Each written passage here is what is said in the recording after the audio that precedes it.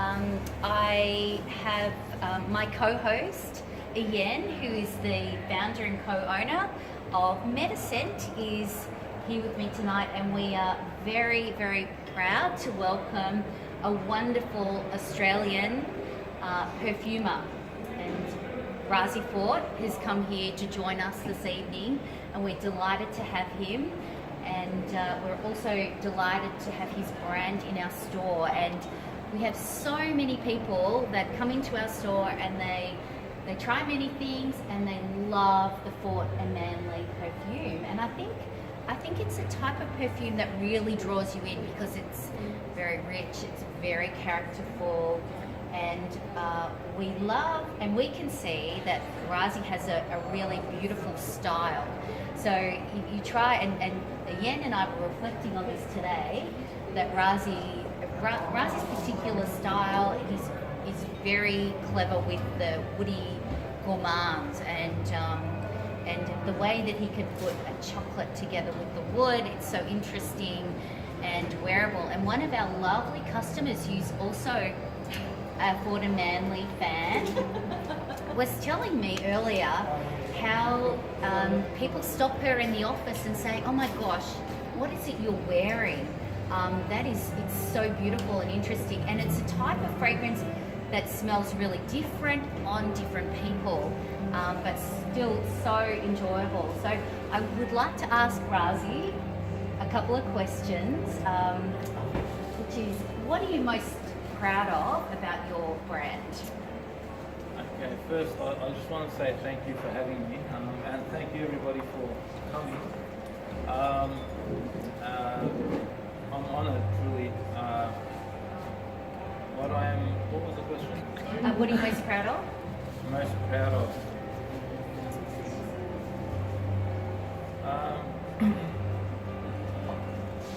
I think the greatest achievement as a self-taught perfumer is that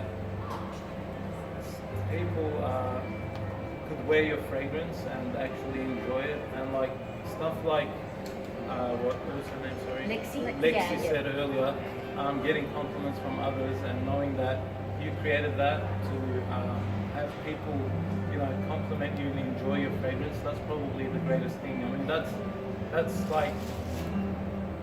priceless, and that's what really gives me joy. It's a beautiful thing. I really agree. And Rasei, so with the collection, the Fort and Manle collection, can you tell us, because there is a particular style and fragrance sensibility, what direction would you like to take your brand in? I want to try to, every time I start a new project, you could say, a new scent, I always try to do something different from the last perfume. But I've noticed that, and people say this a lot, that there's a certain DNA, and I guess that's just the style that I have that I can't really change. Obviously, not going to perfumery school, it has its pros and cons. One is you got to do things the hard way, because you don't really know what goes with what, so a lot of trial and error. Yeah. And at the same time, it worked as a positive because you don't have to stick to any rules, and that kind of worked well for me in the sense that I'm not limited to using a method. My creativity is pretty free to do whatever I like, and so it's turned out the way it has, and I'm happy.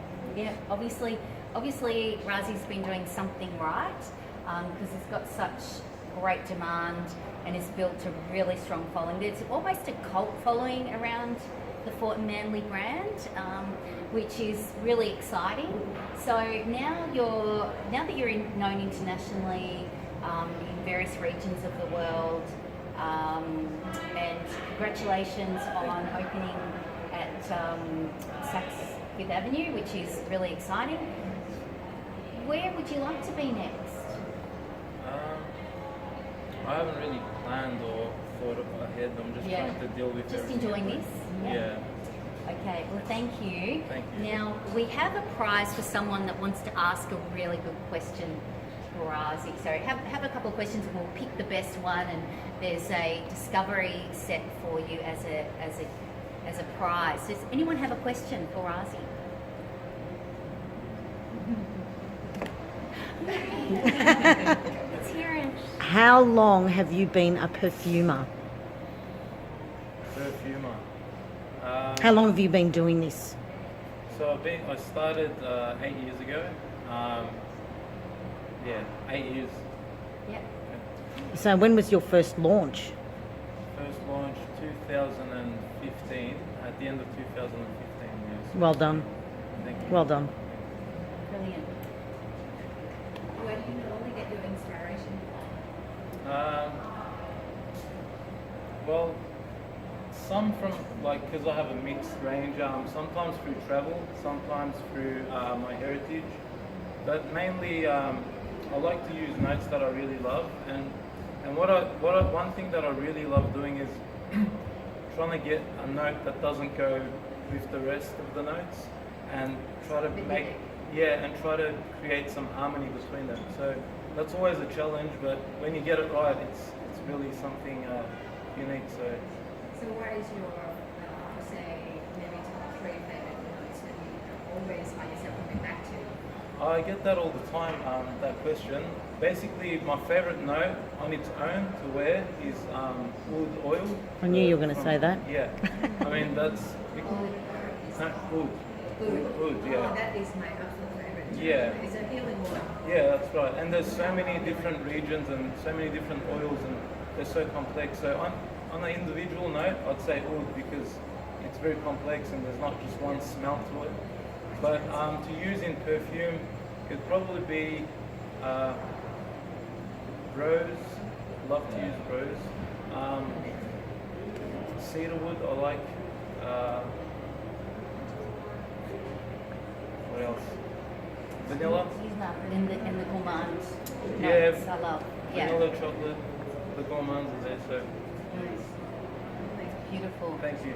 All right, well again, thank you so much, Rasei. Please make sure if you haven't introduced yourself to Rasei, please do. And now we've got to pick the best question.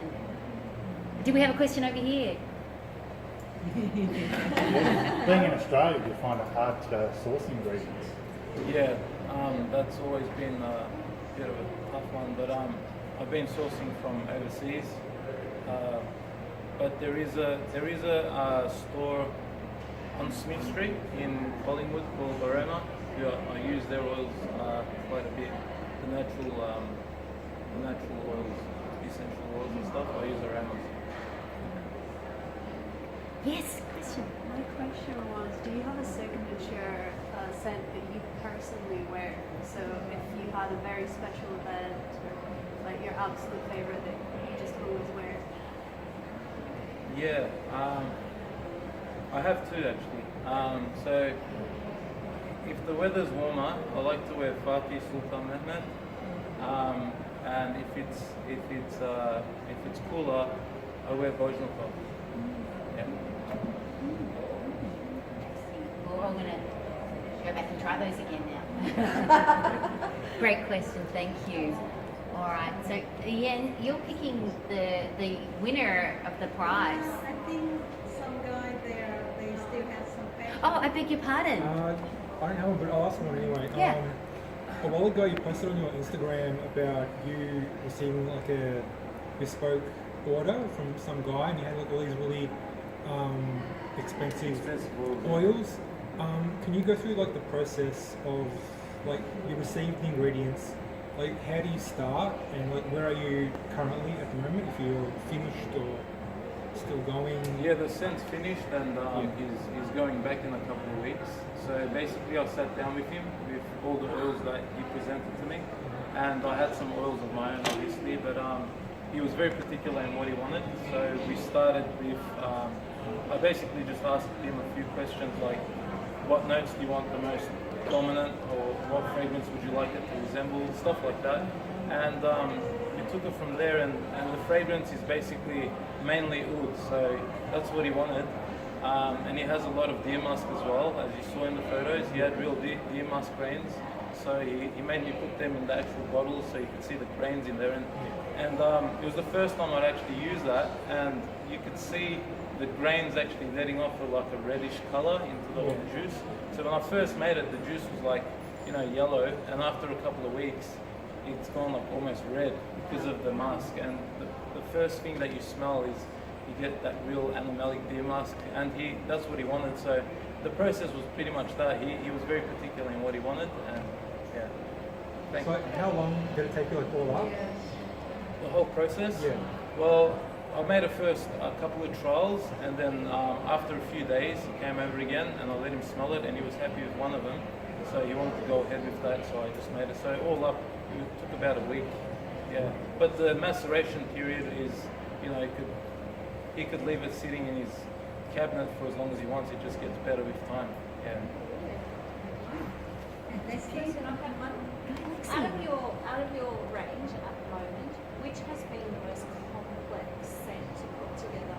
So just in case, I'm not sure everyone heard that, but out of the range, Yes. which has been the most complex scent to Put together. You mean like the hardest Yes. to put together? Like, yeah, that's basically. So when I'm making the perfumes now, I'm doing like, depending on the orders that I get, normally it ranges from 2 to 5 liters at a time. And some of the fragrances that when I do put them together, I just the one that takes me the longest actually is Impressions de Giovanni, because it actually has the most amount of notes. Even though probably I'm not sure if you can pick up on all the notes, but it has the most florals and the most fruits, and it's really it takes me the longest out of all of them. Okay. Yeah. So you said that you can keep the perfume for as long and it will never go off.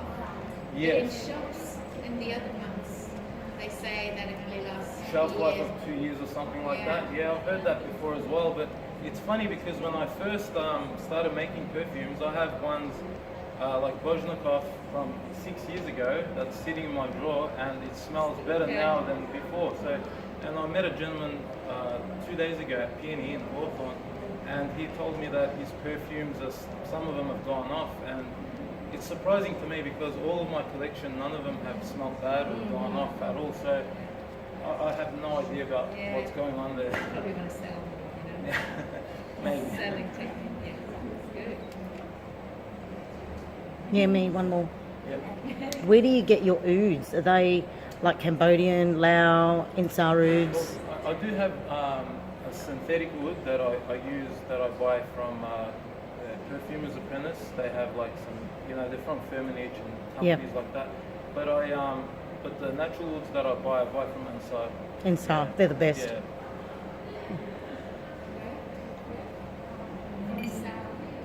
Ansar, Ensar. Yeah. He's basically he gets distillers to distill agar wood for him. He lives in Cambodia, but he's from America.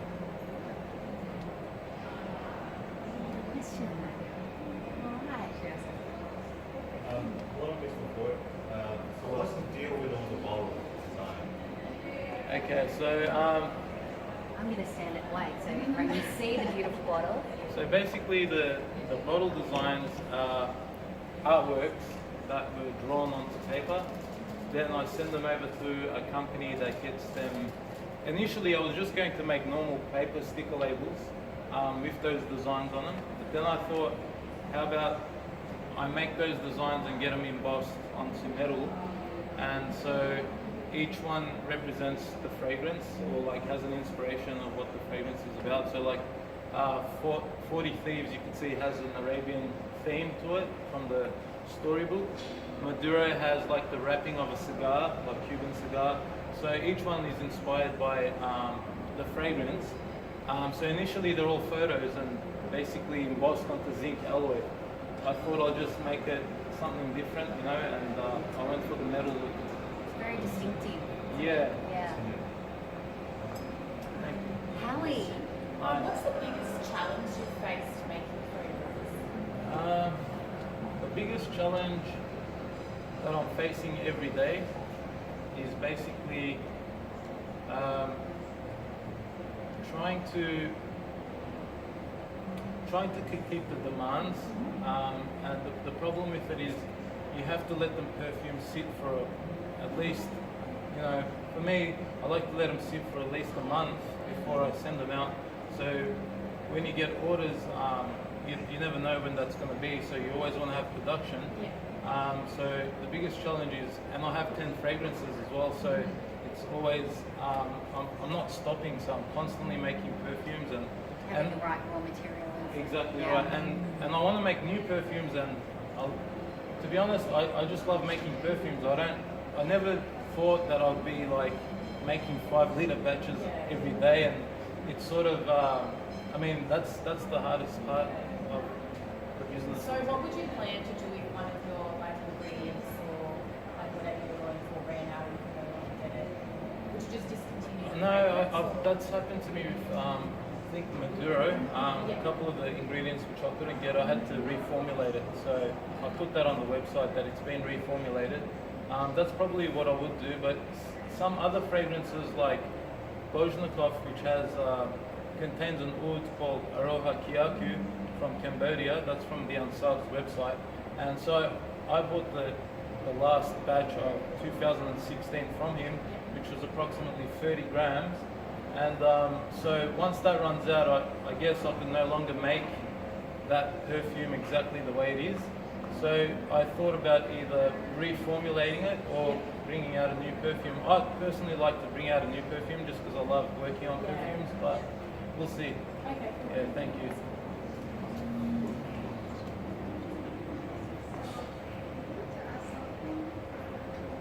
Anyone else? Seem to keep missing.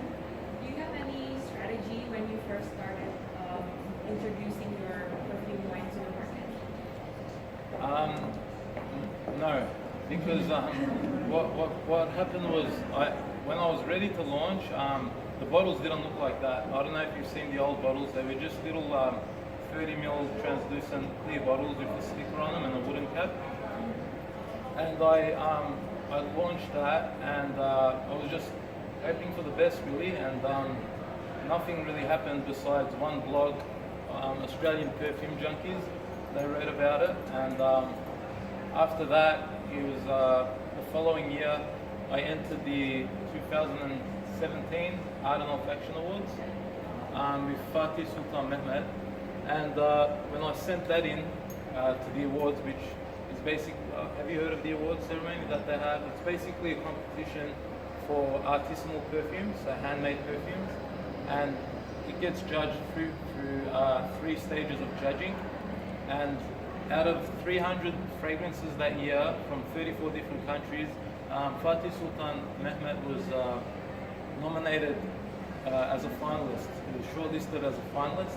So they invited me to go to Berlin for that. And I was like, whoa, you know, that was something huge for me, because I'm just this little guy in the garage blending oils, and then next minute I'm getting like recognition. And so I went there, and I met Luca Turin, and I met some perfumers and stuff like that. And it was a nice experience, but from there I didn't win the award. Unfortunately, I was pretty shattered.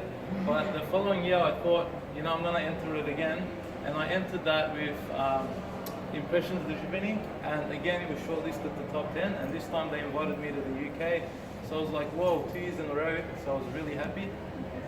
So it's just been like a roller coaster, really. I didn't really plan for this. I was just doing what I love, and you know, it just became what it is. Yeah, exactly. As long as your passion shows, I guess, through your work, and you have some form of, you know, creativity and originality, I think you'll do well, regardless of what it is. And you have to believe in your product, and don't ever give up. Like I've had a lot of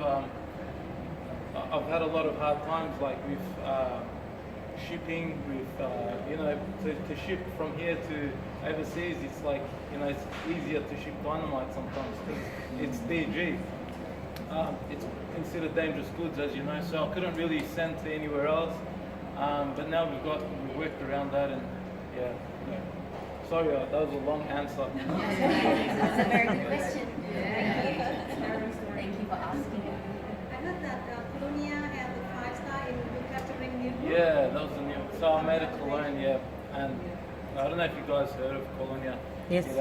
Received 5 stars by Luca Turin as well, and that was really big for me because I wanted to get 5 stars for at least one of my perfumes here, and they the most I got was 4 stars for Fati, 4 stars for Charlatan, and when I didn't get the 5 stars, I was a bit gutted because I'm a bit competitive like that. But when You've been interested yeah. So basically, I sent him a bottle of the new Splash On cologne, and then I received 5 stars, and that's it. That's all you can say. I got 5 stars. Yeah. Well, I actually think maybe Rasei should choose the best question. No. No, you don't want to do that. You don't want to do that. All right, I think Yen should choose. Actually, every question is very interesting.